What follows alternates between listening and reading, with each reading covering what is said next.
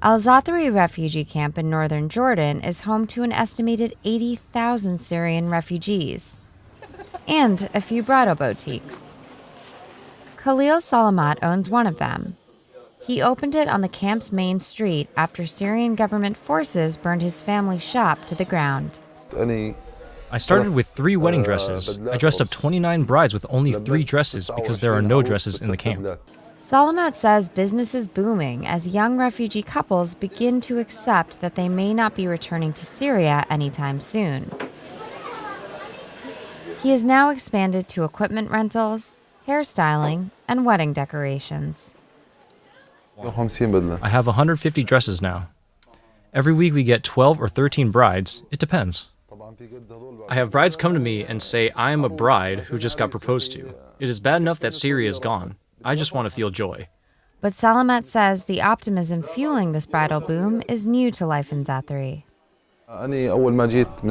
When I first came from Syria, the people were depressed a lot. You cannot even imagine. At first, we were living in tents and we would drink the water with our hands.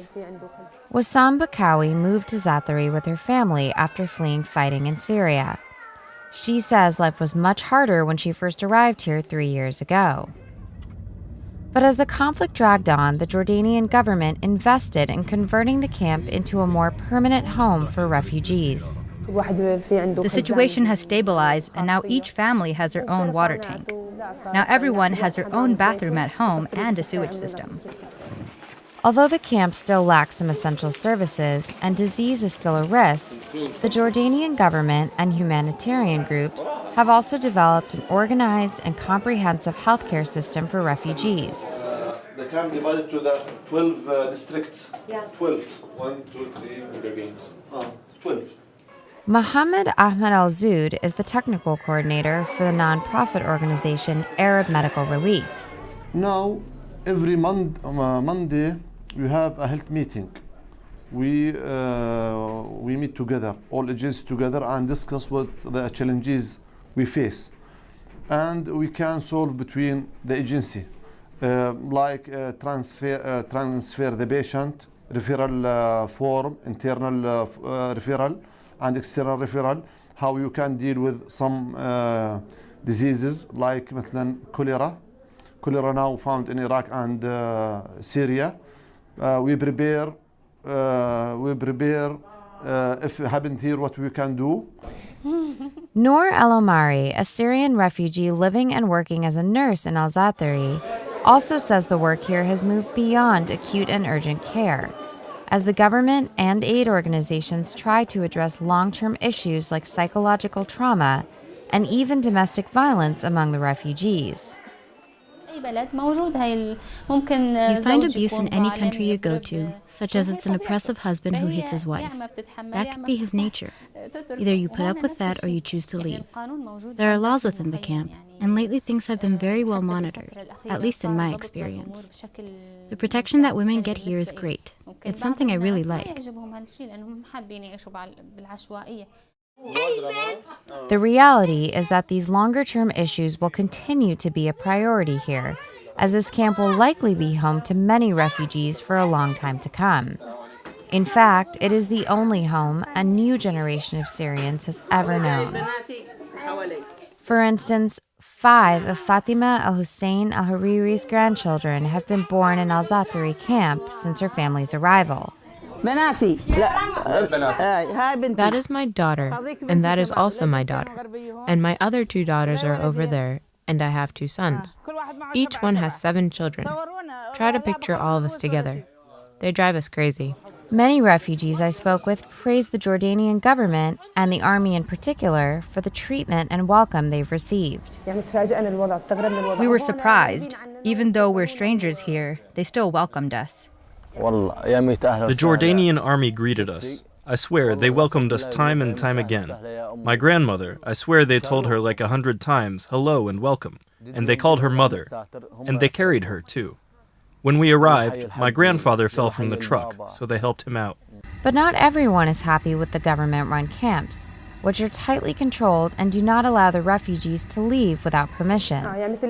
Like leave of absence, when people want to go out of the camp to work, they give them a hard time before they are allowed to leave. Even foreign doctors volunteering in the camps describe restrictions that interfere with medical care. So I went to the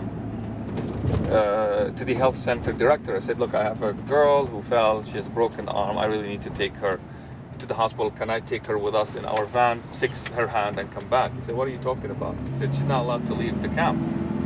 I said, okay, can I get a permission for her? He said, no. I said, he said, is she bleeding?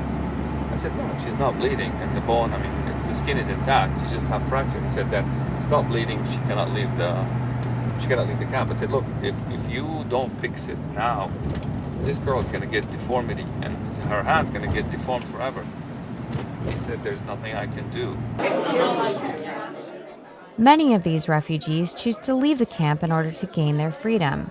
We also escaped from za'atari. We go illegally. The car was waiting for us outside, and we wait until the police go away, and then we run between the trees and go outside the camp. It was really like we were escaping and holding our things and like, hurry, hurry. Like my cousin was shouting for us like, come and hurry before the police came.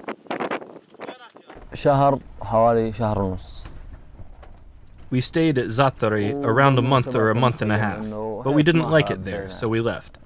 Refugees like Ali and his family escaped from Za'atari and joined others to create a series of unofficial, makeshift camps across northern Jordan. They use everything they can find to build these camps, even these giant vinyl signs advertising Hollywood movies. But living conditions here are much worse than in government-run facilities. They lack food, water, infrastructure, healthcare, and educational opportunities.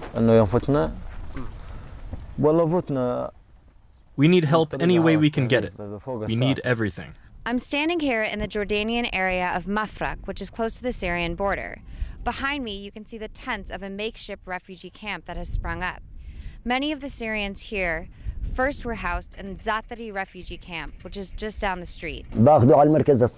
I have a car, so I take people to the medical center where they get treatment and then I drive them back.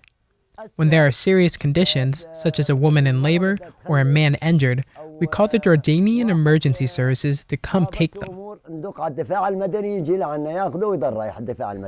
Ali Mohammed Al-Ahmed is the sheikh, or local leader of a small community of refugees who have settled about 1 mile away from the Syrian border.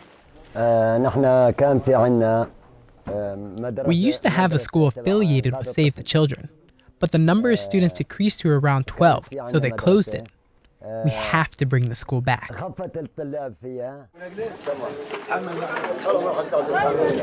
Although the refugees who live in these camps have little in the way of material goods, they take pride in their work ethic and ability to live off the land. We are working people. Whether we are here or in Syria, we are hard workers. No matter where they have relocated or what their new circumstances, these refugees all share one wish. They just want to go home. Reporting from Amman, Jordan, this is Neha Wadaker.